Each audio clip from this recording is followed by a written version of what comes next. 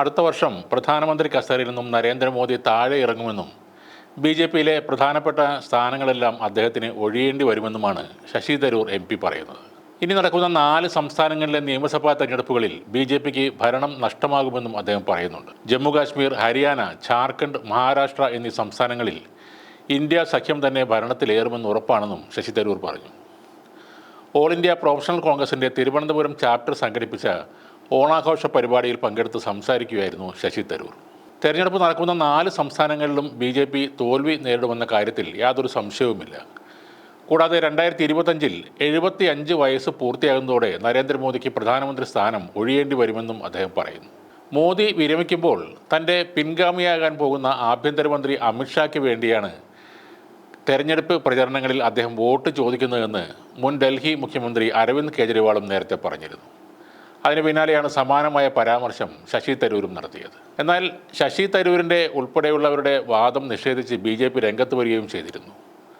LK Advani, Murali Manohar Joshi, Sumitra Mahajan, Yashwant Sinha, Vasundhara Raje, ML Khattar, Raman Singh എന്നിവരെല്ലാം 75-ാം വയസ്സിൽ വിരമിച്ചുവെന്ന് ചൂണ്ടിക്കാട്ടിയാണ് പ്രതിപക്ഷ നേതാക്കൾ മോദിയുടെ കാര്യവും പറയുന്നത്.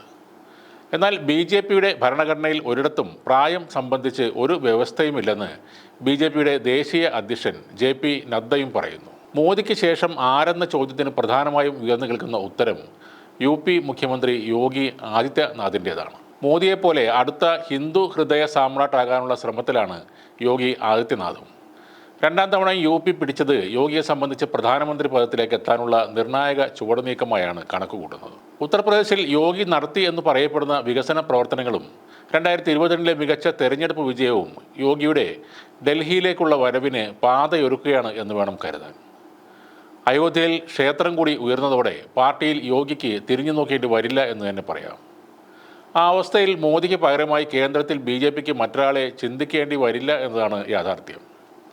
അതേസമയം യോഗിക്കൊപ്പം മോദിയുടെ പിൻഗാമിയായി അടുത്ത പ്രധാനമന്ത്രി സ്ഥാനത്തേക്ക് മഹാരാഷ്ട്ര ഉപമുഖ്യമന്ത്രി ദേവേന്ദ്ര ഫട്നാവിസ്, അസം മുഖ്യമന്ത്രി ഹിമന്ത ബിശ്വ ശർമ്മ എന്നിവരുടെ പേരുകളും പറഞ്ഞു കേൾക്കുന്നുണ്ട്. നേരത്തെ പ്രധാനമന്ത്രി നരേന്ദ്രമോദി വോട്ട് ചോദിക്കുന്നത് അമിത്ഷായ്ക്ക് വേണ്ടിയാണെന്ന് വാർത്താ സമ്മേളനത്തിൽ അരവിന്ദ് കെജ്രിവാൾ ആരോപിച്ചിരുന്നു. എന്നാൽ മദ്യപിച്ചാൽ നിയന്ത്രണം നഷ്ടമായി ചിലർ പലതും വിളിച്ചു പറയുമെന്നാണ് ബി.ജെ.പി വക്താവ് സുധാംശു ത്രിവേദി ഇതിനെ പരിഹസിച്ചത്. മോദി വിരമിച്ചാലും ഇല്ലെങ്കിലും ആ സ്ഥാനത്തേക്ക് വരാൻ പോകുന്നവരുടെ പേരുകൾ അത്രയ്ക്ക് ശുഭകരമായ ഒന്നല്ല. അമിത്ഷാ, JP നദ്ദ എന്നിവരൊക്കെ പൊതുവെ സ്വീകാര്യരാണെങ്കിലും യോഗി ആദിത്യനാഥ്, ഹിമന്ത ബിശ്വ ശർമ്മ എന്നിവരുടെ പേരുകൾ ന്യൂനപക്ഷങ്ങളിൽ ഭയം ഉണർത്തുന്നവയാണ്.